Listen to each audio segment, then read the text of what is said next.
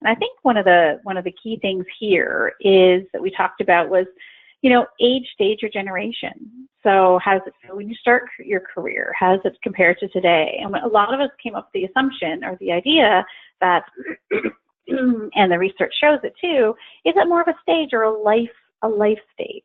Where are you in your career? Where are you in your life? What does it make a difference in terms of how you are at work? And then we moved on to looking at the different generations and kind of what makes them a little bit different. Why would they be a little bit different?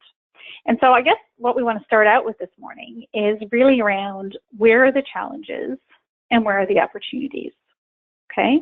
So I want you to start thinking about that, we're going to just get the brain going this morning, and I'm going to ask you to think about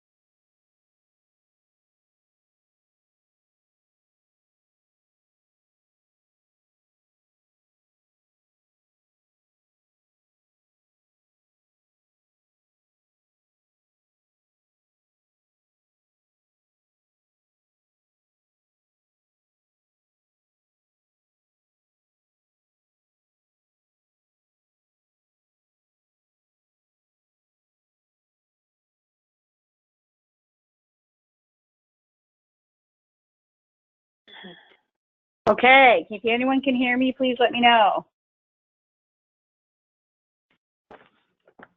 Let's chat here if you can hear me. Sorry, folks had some technical difficulties.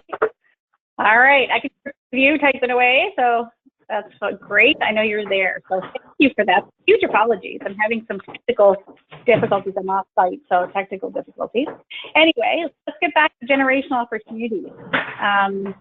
If you can start on there would be great, or feel free to speak up. So what can be better in the generational opportunities? So what can you think about? What can you think about that could actually, how can you tap into those? What would be some things that would change in workplaces that could be better because of opportunity, because of the generation story? What could be better?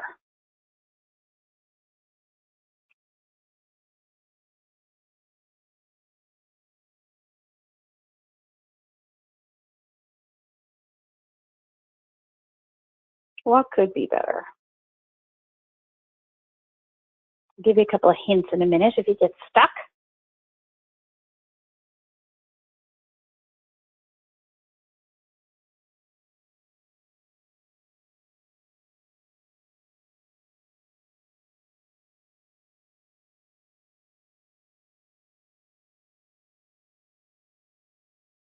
Give me one thing that'll be better in terms of working with the generations.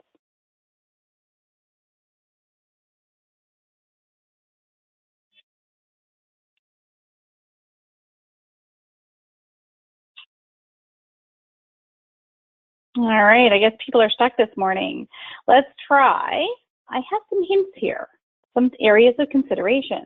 So think about this and think about what some of these areas that you could tap into because of the generations. So I'm just going to put them all out here, and I want you to tell me what you think of any of those topics could be better with a different generation. It could be an older generation, it could be a younger generation. What's one thing you can think of that could shift or you could tap into based on some of these topics, perhaps?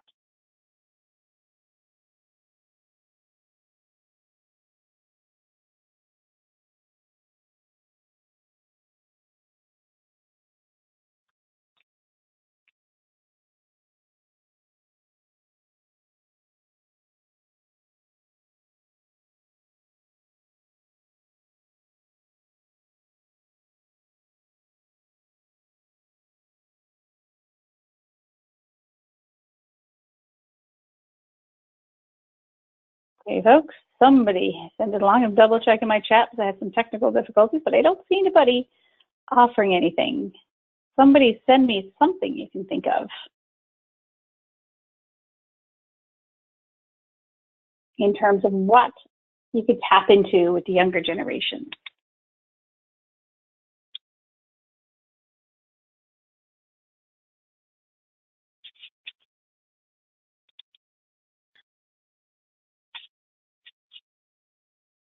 Okay, folks, what do you think? For example, with networking, how could you tap into networking with the younger generations?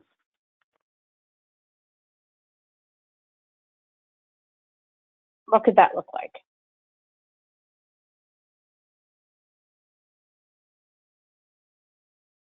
Social media, excellent, yes. So they immediately can get on the phone and tap into people. They understand where, they understand how, and they have an incredible connection, generally speaking, of people that they can tap into. They understand it, I can tell you right now, much better than I do. So it's kind of frightening how well they know it.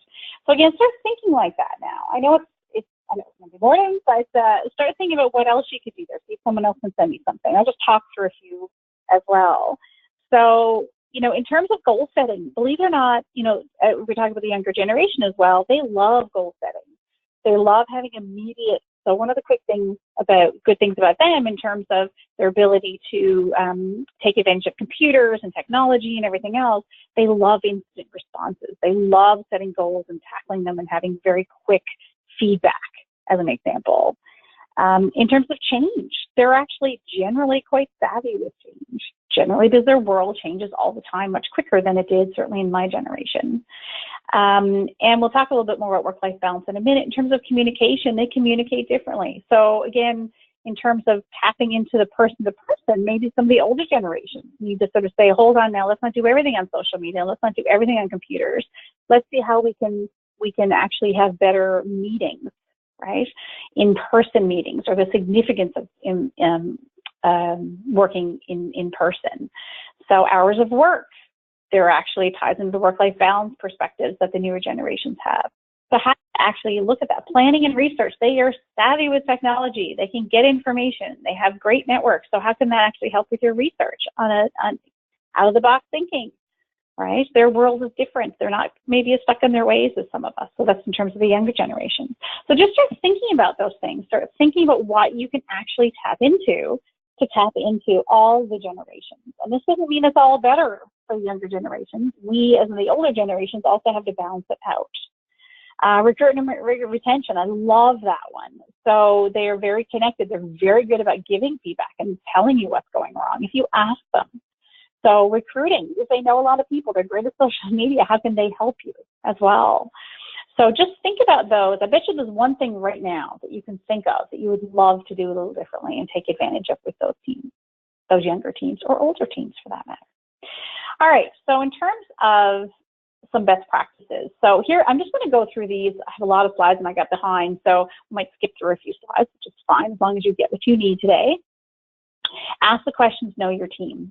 So do you actually understand them? I've talked about this in the past, but do you actually understand your team? Do you know what motivates them? Do you know what drives them? Do you know what scares them? What challenges them? What's the next step they want to take? So if you know that about your team, it'll impact all the different generations, right? So communicating with and meet with team and individuals. One of the things I hear, even actually a client I'm going to see today, one of the big things is they're not spending enough time with their teams. They're growing, they're evolving this organization at actually an exponential rate, which is fabulous. But one of the things that gets lost in the mix is actually sitting down with people. So can you actually sit down, talk to them, especially with a quick response rate that the younger generations want? Succession planning, career mapping. One of the things, for example, with the newer generations, for those of us that are boomers, Xers or boomers, we sort of had the philosophy of let's just work really hard and we'll get to where we need to go. Succession planning and career mapping. So career mapping, what that means, or career planning, is they want to become, say, example, someone wants to become an account manager. Then you've got to help them figure out what that means to them. So as an account manager, here's what you need to be. Here's the competencies, here's the behaviors we need, here's the knowledge we need. Here's where you are right now, maybe you're next assistant, and here's where you are right now, and here's what it means to step up. So you're here, these are the competencies we're expecting now, here's the next stage, which is the competencies or skills we need there, and here's the gap, and here's what you need to do, and here's what I need to see to get there. And as that person works towards it, you give them feedback through that process. That's exactly what the newer generations are looking for from a retention perspective, especially. Having clear expectations, onboarding. You know, when people come on board to the organization, you know, do they actually understand what their expectations are?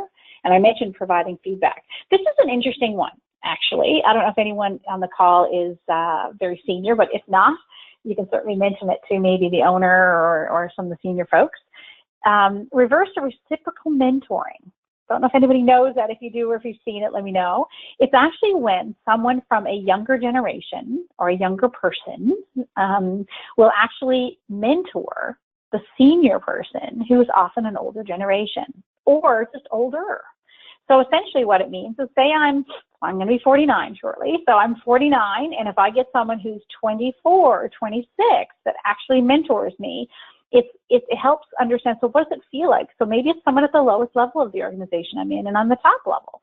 How do I actually learn from them? How do I understand what they see, what they hear, what they do, the expectations of them and their colleagues, future people that come into the organization? So it helps people understand. It's actually more common than you think, as much as it might sound a little odd. So you need to challenge things with them. You really need to start thinking about challenging the status quo, and that really does lend itself to the younger generation. So if you do all that, does the generation really matter? So if you're actually listening, you're setting clear boundaries, you're talking about their careers, whether they're staying in the same role and expanding it or they're going to the next level, you're giving them feedback, you're understanding them as people and as professionals, and you're going to understand how the team works together. So again, does it really matter what generation you're in? So if you're a leader that actually does these things, and if you're not, what are the things that you need to start doing a little bit more of? This I absolutely love. This is one of my favorite quotes of all time, and it came from a former CEO of Coke. So I'm just going to read it out. You can read it as well. So imagine life as a game in which you're juggling some 5 balls in the air. This is actually one of the shortest speeches ever, actually. This is what he actually said in his speech. You name them: work, family, health, friends, and spirit, and you're keeping all of these in the air. You soon understand that work is a rubber ball. If you drop it, it will bounce back. But the other 4 balls, family, health, friends, and spirit, are made of glass. If you drop one of these, they will be oh my gosh, I can never say that word. Irrevocably scuffed, apologies folks, marked, nicked, damaged, or even shattered. They will never be the same. You must understand that and strive for balance in your life. This is actually something that I know in my generation we struggled with. So the Xers, I'm an Xer, we wanted it. We certainly weren't prepared to fight for it to the same extent as the Y generation. The X generation, there's an expectation of this. I see it all the time with my clients who are negotiating with, they'd rather have less income and more vacation time, right? It's a different perspective. So how do you tap into that? Okay, how do you actually help the organization as a whole understand this? And if you can make this happen and you can get people who work extremely efficiently when they're at work, but they're not working 14 hours a day or every weekend, maybe on occasion for sure when things really hit the wall. But again, how do you make that happen? This is a view that the younger generations have and our society is moving hopefully more towards. So start thinking about that as well. So where do we see life? How do we balance it? And how do we show up? So how do they see us doing this? And do we have expectations? I often will see leaders say, well, oh, the person didn't, leaves right at 4:30 every day. Well, some of these people will work from home. Some of them were extremely efficient to get their jobs done. Some of them excel in 8 hours a day. Other folks, not so much. And they probably do have to work some extra time to get the job done. Do they need support, right, to get it done? They don't want to be overwhelmed, generally speaking, okay? There are lots of people that will in each generation, but it's not certainly something that they do well or they like doing very well. So in terms of how we adapt, so in terms of adapting to others, we need to adapt to others. As leaders, as colleagues, we need to adapt to the people around us. We can't expect everyone to adapt to us. It's important for all relationships. Doesn't matter who you are, what style, what personality, we need to adapt to them. The best way to adapt to someone is to know about them. If you understand what people are, if you understand what people want, what they're challenged by, then you can help adapt to that. Maybe some folks, for example, in your teams you're more supportive of. Maybe it's colleagues that you're more supportive of. Other people might be more independent and working quite fine. How do you adapt to them? How do you change the style that you have?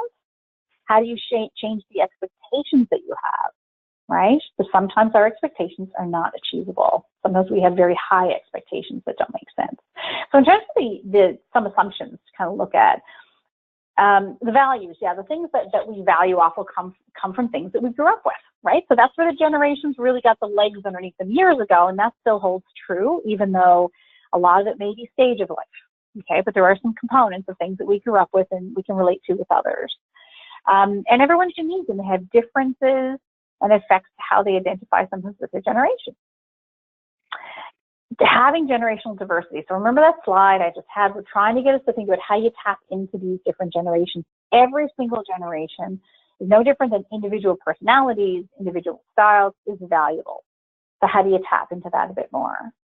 And if you understand how people interact in the generations, you can see friction sometimes. You can see diverse thought. You can also elevate performance. So start thinking about that as well. So just reminder for everyone to go on mute if you can, that'd be great.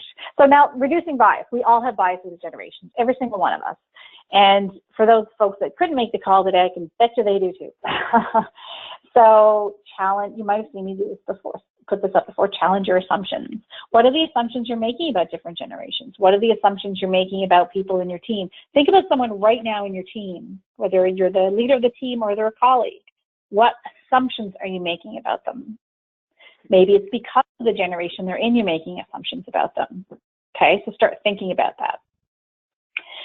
One of the things you hear, especially from the Y generation, because they were labeled so much, as I said before in the previous session, the Y generation was the headlines, front page headlines, you name it. It was all over the place. It was in front of Time magazine. So don't label me. Don't make me equal to everyone else if you're going to do a bias against a generation. But again, look at the individuals, but also look at ourselves. Are we labeling them? Are we actually saying, well, oh, this person's 60, so they're not going to change? Hey, some of the most change-savvy people I've ever known have been 10, 15, 20 years older than me and continue to change even as a retired individual. So again, don't label each other. And when you catch yourself or when you catch other people, as a leader too, if you catch other people, say, hold on now, that's a little bit of a generalization. No different than saying us Canadians or us Atlantic Canadians are a certain way. We're not all the same, okay? So watch the language. Listen to other people. Are people as biased coming out in how they're making assumptions about people? Really watch that in your teams. Giving feedback. So giving feedback to one actually interesting thing I found, and I'll say younger generations because I'm definitely getting more the senior generation at work anyway. Giving feedback is significant. For example, I've had people that I've worked with, and one for example, as a woman just recently, and just letting her know how she could be viewed. So she was telling me about a story, as in the coaching session, she was telling me about a story that was happening at work. And she couldn't understand why the leader looked at her that certain way. And so what I actually did was I just reframed it in a way such that, okay, so in this person's generation, this is what they were used to seeing or hearing. And this is what you said. where could you see the disconnect? So again, it doesn't mean it's right, but sometimes actually giving feedback around something or saying, when you're working with so-and-so, or when you're working with so-and-so, a little suggestion or tip might be to, for example, if someone's leaving early, 3 days in a row, then maybe they go out and tell the other person, the more senior person on the team, to look, FYI, I'm going to be working late. Don't make the assumption that people understand that and will appreciate it, but some people will judge when you leave early. So again, just start thinking about how you can give feedback. It could be the feedback to the person who's generalizing the generation, who is making an assumption or a judgment, or it could be about the person who's being judged in terms of how they might be able to help shift and understand why someone might respond to it. Doesn't make it right, though. All right, how would this look to be inclusive? So think about that. What are the things that you do in your organization? I see organizations changing all the time. One organization I worked with a few weeks ago, I was on holidays, but they were extremely inclusive. So looking at, tapping into focus groups of the younger generations, newer people, even just new people into the organization, onboarding, and how did your onboarding experience? What does it look like? I mean, lots of really great inclusive ways to make everyone feel equal, they feel heard. And one thing, just for time today, I won't get us to sort of brainstorm this one as such, but one thing in terms of inclusivity is how do you do it with your team? So if you have a team reporting to you, how do you make them feel included? Okay, how do you make someone who's maybe a little less experienced, including them for their ideas, and maybe change might be something interesting? How do you tap into brainstorming, right? How do you tap into some of the experiences they've already had, even though they might only have 5 years under their belt, right? How do you tap into the person who's been there a long time, not just discount them as they're not going to change, or they're the negative one and they're always saying something's not going to work? How do you be more inclusive? Okay, and so I'm just going to get into a little bit now around engagement. So how do you attract, retain, and maximize performance of all the generations? So I'm just going to do a little quick piece on engagement, just to get a better sense of, get your heads wrapped around some of the things maybe that you could be doing as well. And specifically, think about one person, maybe a different generation, maybe not, that you could probably work a little bit better with. Someone you could maybe tap into their skills a little bit more. Okay, so let's look at, I love this one, sorry. Before I make my decision, I'd like to ask your opinion. It's supposed to make you feel engaged. And you actually plan to listen to us? I'm hoping it'll look like that on the outside. Engagement is something we talked about, we've been talking about for 20 odd years. Now the question is, what do you actually do about it? We do surveys, etc. So what does it actually look like? So I'm going to tap into you guys now. I've been talking a bit. So what does a disengagement look like? How do you know when someone's disengaged at work? What would you see or hear?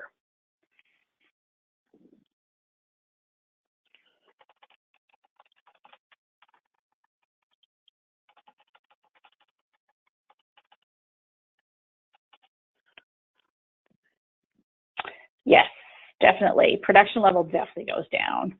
And, when we've all probably had a stage in our career where we've been disengaged.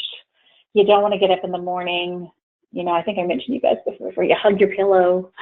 It's a phrase it's a saying I never heard of before. So what does it actually look like when you're disengaged?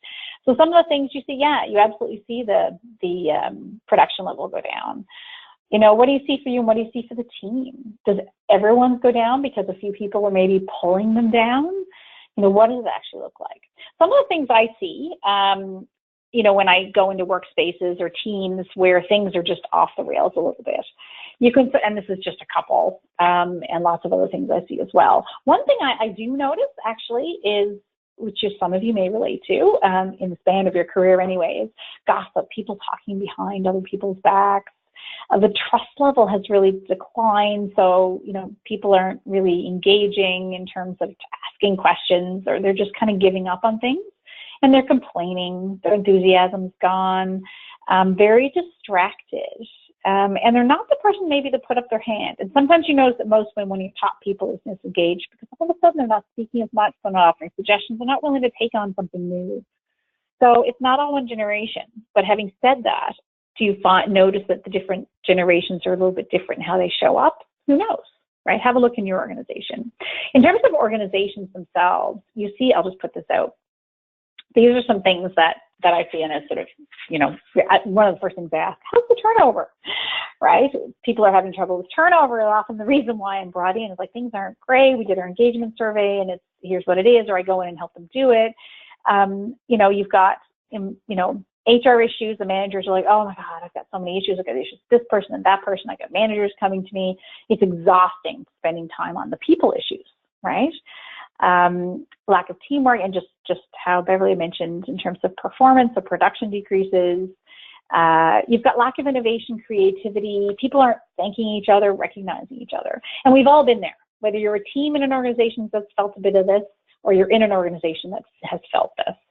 We've all been there and seen it. So then how do you recognize an engaged employee, right? So they're focused, I'll just put it out for time. They're proactive, they're energized, they're achiever. So what is it then? So what actually is engagement? So I'm going to put this, I think I said this in another session a while ago, but it's so important. It's how well you understand. So do I understand my role? That's a rational aspect of it. Do I feel passion? Do I bring it to work with me? Do you see it? Now, passion is different in how it comes out in different people, but it's a little bit of energy. Even if someone's not as energetic, it's a little energy there. Are they willing to invest discretionary effort? So do they go the extra mile, right? Another element that came out just recently, the conference board research, was willing to give back. How much of the engagement employees are willing to give back to the organization? It's time, effort, creativity, whatever it might be. So this is my version of it: satisfaction, involvement, and commitment to your organization, and what it takes to go the extra mile. So if we think about it, leaders are the key influencers here. Leaders are the ones that are going to affect it. So it starts with the leader. So the leader will actually, how we impact our employees, or even as a colleague, right? But leaders have the biggest kick at this. So in terms of employee engagement, we are the ones who make the difference. Okay. Yes, the organization as a whole, but we're the key to that. And what it actually helps increase everything from the service we bring, the retention level of our employees, the productivity, leads to customer satisfaction, loyalty, and actually increases in the bottom line. So for those of you that are into numbers, which I'm sure a few of you are, here's some of the stats based on engaged organizations versus disengaged organizations. Okay, so think about the generations. Think about this impacts everyone, whether it's absenteeism, safety incidents, customer metrics. You can actually have higher satisfaction or customer metrics, profitability and productivity. And look at that, it's exceptional. So then what does that actually mean? So what are the drivers? So I'm just going to put these out and just talk about them briefly. So trust and integrity, how it feels to work there. Do you trust your employees? Is there integrity and confidence in senior leadership? Younger employees really see, as much as it used to be all about the boss, right? Your immediate boss, the actual trust they have in senior leadership. So if I'm working for you, but I don't trust the owner of the organization or the leader of the organization as a whole, they look at that. The younger generations actually notice that more than they ever did before. So that's significant. I just want to make a comment on that. Understanding the difference that they make. So line of sight between what I'm doing and the organization. They want to see what we're doing differently, and we all do. So I don't know, counting widgets. How does that actually impact the bottom line? How does it impact our customers? How does it make our customer make sure their risks are identified and they actually feel secure? And when something goes wrong, we help them. How is it what I'm doing every day makes a difference? And it sounds silly, but understanding that, as much as one favorite story some of you may have heard before, I've said, but in this large organization I was in, go into the bathroom with the CEO actually, and the CEO stops and tells the person who's cleaning the bathroom how significant it is to help them achieve their vision as an organization. And it was a mind-changing moment for me to see somebody that visionary, but also showing how that person connects to it, how that person connects to what they're doing. That is really significant, especially for people that are starting in an organization at the lower levels. How they're going to grow. Do they have pride about their company? Right? Have you been slammed in the media lately? I don't think you guys have, but if you had, that can decrease it, right? People will feel that. What are their development opportunities? Obviously, relationship with one's manager, but some added ones there in terms of recognizing people, having personal influence, caring leadership, which I'm lovely to see in the newer research. Do you care about your employees? Not hugging and all that sort of stuff, but do you ask them how they are? Do you know if they're struggling? And again, I mentioned the growing influence of senior leadership. So one of the key things I just wanted to touch on briefly, and I don't know how great you guys are on this, but delegation. So if you're a great delegator, then you should be helping others do it. It's something that I see, I don't think I've been in an organization where it hasn't been an issue with a leader or with a number of leaders. Oftentimes we come technical into an organization, we work in the technical side, and then we actually have to learn how to actually let go as we take on more of a senior role or a team lead role or a manager role or whatever it might be. So the problem with delegation, though, is that people hold on tight. And when I ask them about it, what's stopping them, I get the same responses every single time. It's probably one of the biggest things I've worked with senior leaders on ever, in all the things that I work with them on, how to delegate appropriately. How to delegate, what are they holding on to? Is there they need a high level of control, some people. They don't want to let go. And because guess what?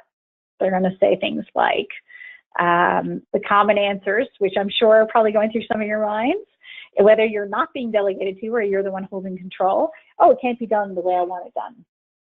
I don't have time to delegate. Oh, my people are too busy. Well, I can refute each of those. So to engage people, to make them and to grow and develop them, especially now, the younger generations want this desperately. If we can't let go and help them grow and evolve, we will not keep them. And they will move on to somewhere else, and all that effort and time we've invested will be gone. So in terms of delegating, you also say, well, my team's too busy. Well, hey, if I've got something at a senior level, even though it might not be really exciting for me, it might be a great opportunity for somebody else. You always delegate to the lowest level. So in other words, how can you delegate down? So if you're delegating to someone under you, is there someone else that can help out? And some people say, no, we're slammed. Well, I bet you if your organization has more than 10 or 15 people, then chances are you're going to have someone within the organization that you can keep pushing down items. There's something quite administrative that somebody can do somewhere. So how do you delegate down and then delegate down? And that actually helps when I talk about structure in an organization. If you're growing, you should not be hiring at the top necessarily. Alleviate them of their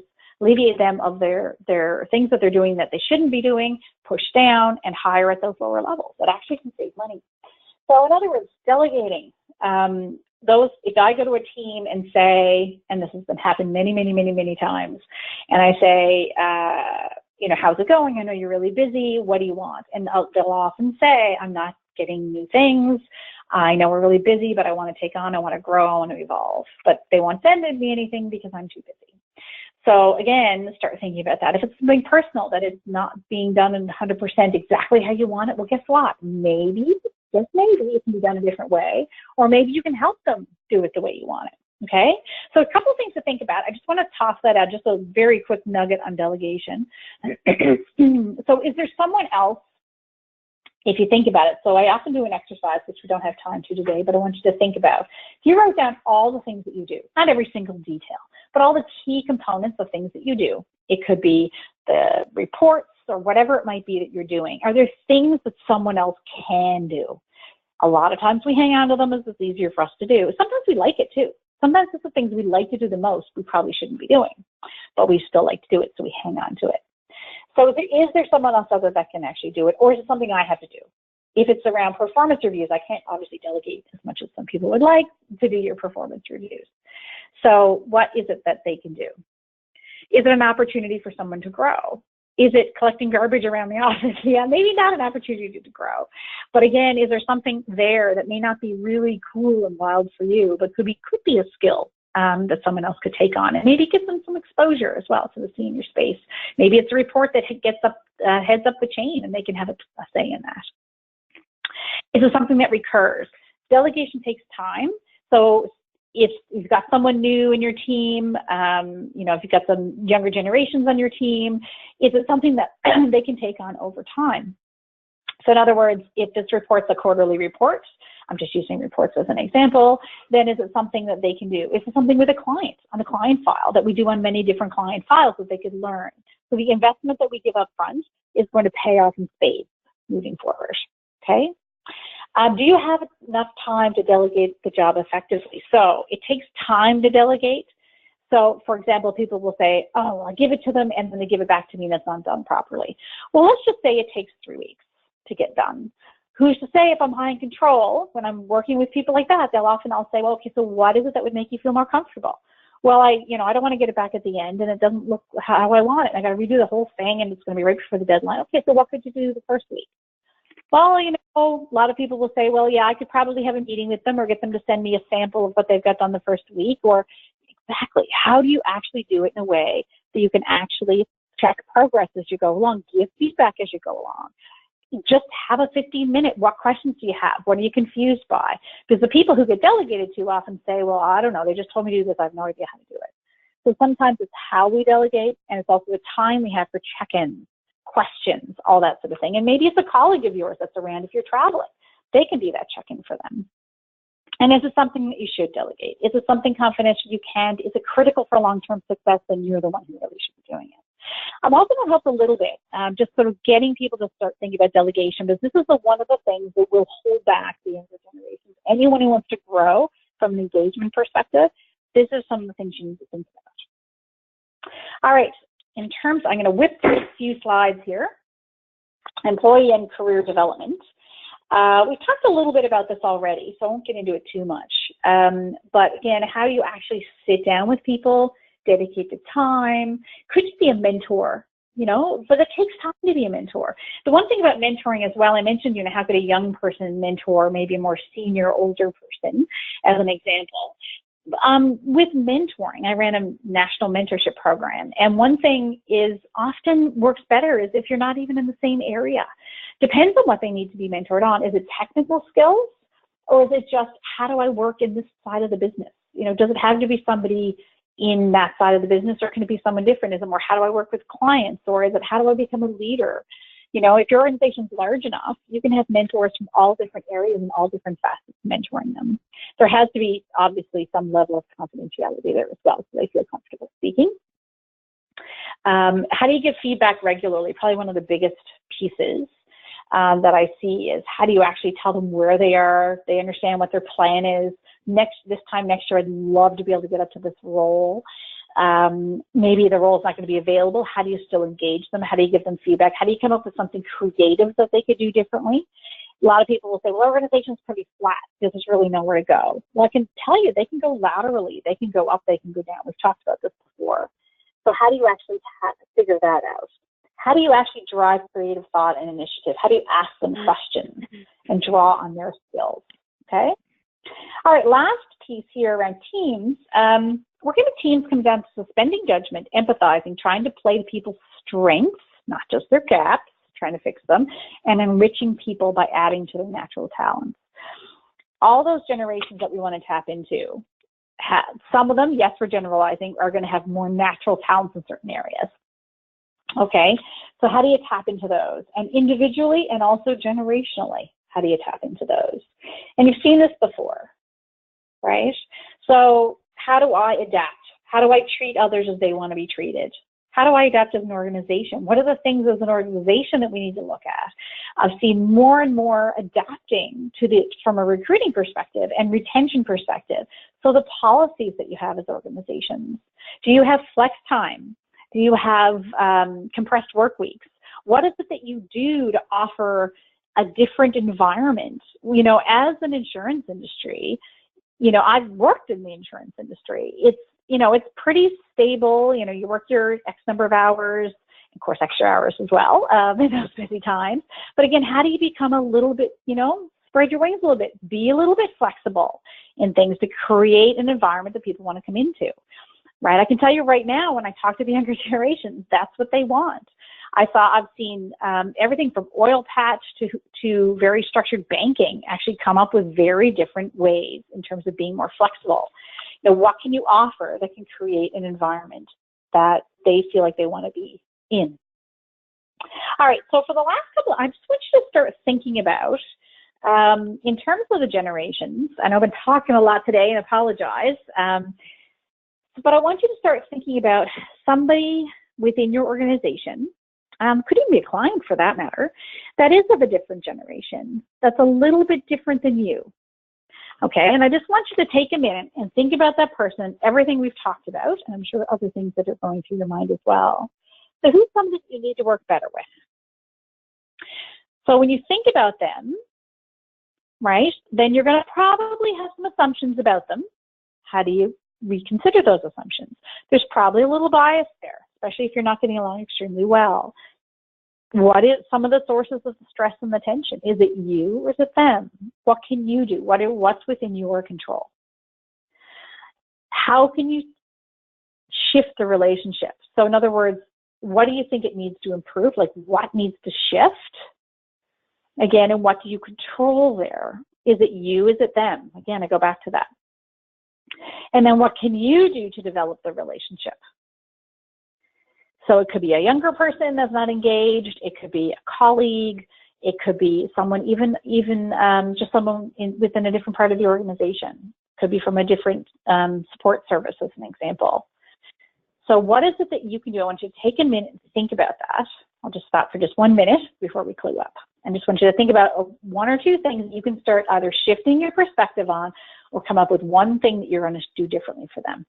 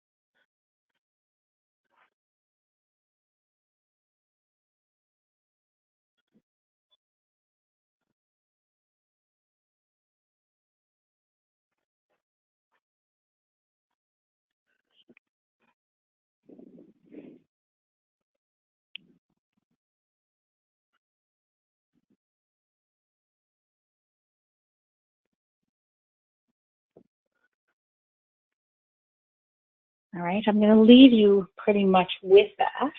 The only question I want to ask, I'm just curious, and we don't have a ton on the call today. I find different industries, I work in lots of different industries these days. I'm just curious, if you have any thoughts around as a whole, not your specific organization, is there sort of a couple of things that you think the industry could do better to attract and retain, especially the younger generations? I'm curious. And if you're comfortable, just pop it in the chat to me or to the group, what you think the insurance industry can do better. I think as a whole, there's going to be more and more need to recruit talent and retain talent. So how do you think the industry can shift? And these are the things too that each organization, each association can help start to shift their ideas around them. So if you think of anything, pop it in the chat. And otherwise, our next session is going to be around negotiating. That's going to be a very interactive one that we're going to have. Effective negotiating. Negotiating can be from anything from with a client to with your colleague to with your boss, believe it or not. So we're going to be doing that next month. And we'll also have Respectful Workplace then after that. So thank you very much today. Anything you can put in the chat for me would be great. I know it took me a little bit to get going and had some technical issues, so I apologize there. We'll see you next time. Any suggestions, feel free to send them to Carrie. And have a great day, everyone. Thanks very much.